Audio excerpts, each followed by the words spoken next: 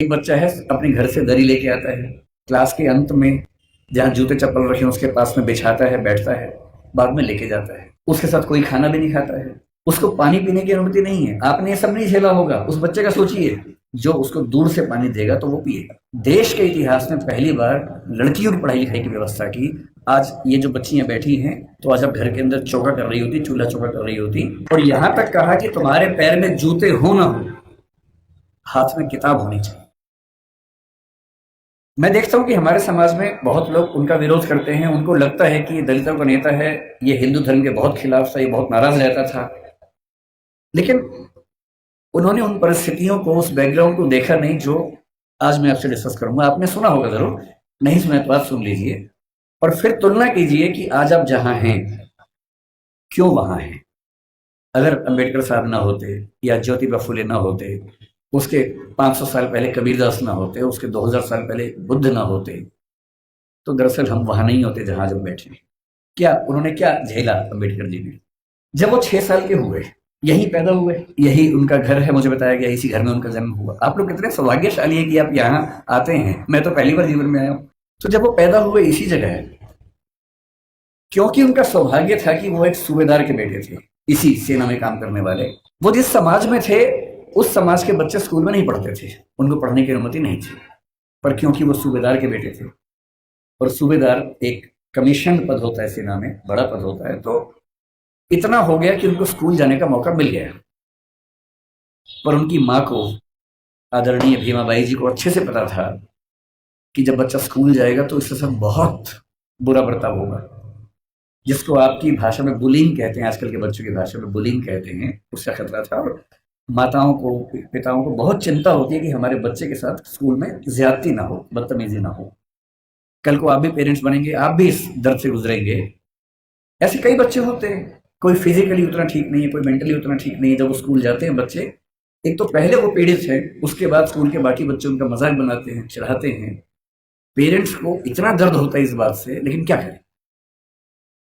तो उनकी माता जी ने, भीमाबाई जी ने कहा कि देख बेटा, स्कूल जा रहा है, पहले ही समझा रही हूँ, बहुत बुरे अनुभव होंगे, लड़ना मत, झगड़ना मत, विद्रोह करके छोड़ मत देना, क्योंकि पढ़ाई करोगे वो अकेला रास्ता है कि कुछ बड़ा कर पाओगे जीवन में, वरना कोई दूसरा रास्ता नहीं है। इस बात को उस छोटे से बच्चे ने मन में बिठा लिया। वो स्कूल गया। उस स्कूल में पहली बार कोई ऐसा बच्चा आया था जो समाज के अछूत कहे जाने वाले समुदाय का हिस्सा था। जो बाकी बच्चे थे बुरे नहीं थे, पर वो भी अपने अपने घर से सीख रहे थे, अपने समाज से सीख रहे थे। उनको ये पता था कि ऐसे बच्चों के साथ नहीं बैठना है, दूर रहना है। तो व्यवस्था हुई कि वो स्कूल में क्लास के सबसे अंत में, जहां सारे बच्चों के जूते चप्पल रखे हैं, उसके पड़ोस में एक दरी छोटी सी बिछा के बैठेंगे, और दरी भी खुद लेके आएंगे ताकि स्कूल में कोई और व्यक्ति अपवित्र ना हो। अब सोच के देखिए, इमेजिन कीजिए उस बच्चे की हालत कि एक बच्चा है अपने घर से दरी लेके आता है, क्लास के अंत में जहां जूते चप्पल रखे हैं उसके पास में बिछाता है, बैठता है, बाद में लेके जाता है। उसके साथ कोई खाना भी नहीं खाता है, तो वो दीवार की तरफ चेहरा करके अपना भोजन करता है जो घर से लेके आया था। उसको पानी पीने की अनुमति नहीं है। आपने ये सब नहीं झेला होगा, उस बच्चे का सोचिए। ये आज से केवल और केवल 110 साल पहले की बात मैं कर रहा हूँ, बहुत पुरानी बात नहीं है, 115 साल पहले की बात। उस बच्चे को पानी पीना है, और स्कूल में पानी की एक ही व्यवस्था है कि जो पानी का नल है या घड़ा है, उसे वो नहीं छू सकता। तो एक चपरासी है जो उसको दूर से पानी देगा तो वो पिएगा, वो घड़ा नहीं छू सकता है। और ये बात कोई और नहीं कहा है, डॉक्टर अंबेडकर ने खुद अपनी आत्मकथा लिखी है। वो उस समय छप नहीं पाई थी, छपी 1990 के आसपास है। अंग्रेजी में उस आत्मकथा के कुल 6 अध्याय हैं। उसका नाम है वेटिंग फॉर ए वीजा, ये उन्हीं की पुस्तक है। उसमें केवल 6 अध्याय हैं, जिनमें से 4 अध्यायों में उन्होंने अपने अनुभव बताए हैं और 2 में बाकियों के अनुभव बताए हैं।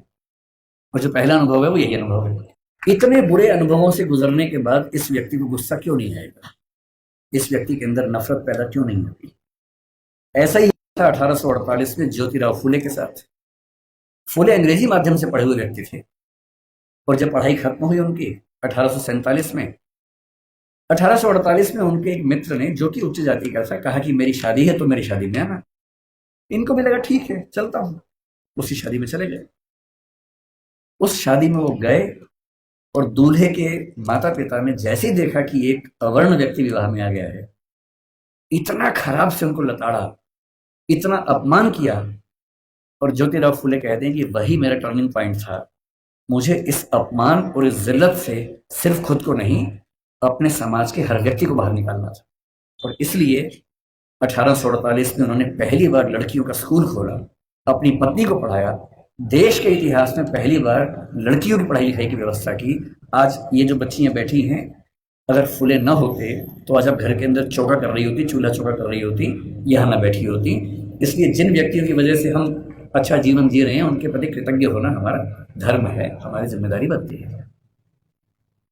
इतनी खराब परिस्थितियों के बाद जो व्यक्ति इतना आगे बढ़ा, उसने देश के लिए क्या क्या किया, हल्का सा अंदाजा ये भी आपको। उनके जीवन का उससे बड़ा पक्ष जो मेरी नजर में है वो महिलाओं के बारे में। आपको अंदाजा नहीं होगा शायद, जब भारत का संविधान बना उन्होंने बहुत जिद की, और ये बात 1935-36 से ही शुरू हो गई थी, आजादी के बाद तक चलती रही, कि महिलाओं को बराबरी मिलनी चाहिए। और महिलाओं को बराबरी देने के लिए यूनिफॉर्म सिविल कोड का आना बहुत जरूरी था, जिसको आजकल हम बोलते हैं समान नागरिक संहिता। ये यूनिफॉर्म सिविल कोड आज सरकार कह रही है कि हम लेके आएंगे। ये जिद जिस व्यक्ति की थी वो डॉक्टर अंबेडकर थे। उनको पता था कि जब तक सामाजिक कानून सभी धर्मों में पुरुष और महिला के लिए बराबर नहीं होंगे, तब तक महिलाएं आगे नहीं बढ़ सकती हैं। और उन्होंने कहा था, मैं किसी समाज की प्रगति का अनुमान इस बात से करता हूं कि वहां महिलाओं की हालत कैसी। अगर महिलाएं पढ़ी लिखी नहीं है, वो घर के अंदर बंद है, तो समाज कैसे प्रगति करेगा। वो नेहरू जी से लड़ गए। जिस सरकार में वो कानून मंत्री थे, 1946 से 51 के बीच का जो दौर था, उन्होंने नेहरू जी से, जो प्रधानमंत्री थे, खूब झगड़ा किया कि यूनिफॉर्म सिविल कोड आप लेके आइए। उस समय नेहरू जी का मानना यह था कि 1951 के पहले आम चुनाव होने के बाद, जनता से विश्वास लेने के बाद मैं लेके आऊंगा। और अंबेडकर साहब ने नाराज होकर इस मुद्दे पर देश के कानून मंत्री के पद से इस्तीफा दिया और एक भाषण दिया, जिसमें कहा कि नेहरू जी ने अपने वायदे को निभाया नहीं है और महिलाओं की बराबरी के लिए जो प्रयास करना चाहिए वो प्रयास कर नहीं रहे। और फिर 1956 में उनकी मृत्यु होने से 1 साल पहले, 1.5 साल पहले, जो हिंदू कोड बिल था, Hindu code bill uniform civil code का एक बड़ा हिस्सा था जो हिंदू समाज के बारे में था, उसको 4 कानूनों के रूप में नेहरू जी ने पारित करवाया, जिसमें से एक हिंदू मैरिज एक्ट है, एक हिंदू सक्सेशन एक्ट है। और यदि आज हिंदू समाज की महिलाओं को वो सारे अधिकार मिल पाए हैं जो हिंदू पुरुषों को मिलते हैं, तो उसके पीछे जिम्मेदार सबसे बड़ा यदि कोई एक व्यक्ति है तो वो डॉक्टर अंबेडकर है। इसलिए भारत की महिलाओं को, आप जिस भी धर्म को मानते हो, मुस्लिम समाज पर यूनिफॉर्म सिविल कोड उस समय लागू नहीं करवा पाए वो, अब शायद वो भी होगा। और किसी भी समाज हो, हिंदू समाज हो, मुस्लिम समाज हो, कोई भी समाज, यदि उस समाज की महिलाओं के साथ बराबरी नहीं है, तो राज्य की जिम्मेदारी बनती है कि वो कानून बनाकर बराबरी लाए। और ये विचार मुख्य रूप से अंबेडकर जी का ही था, जिसकी वजह से आज हम यहाँ खड़े।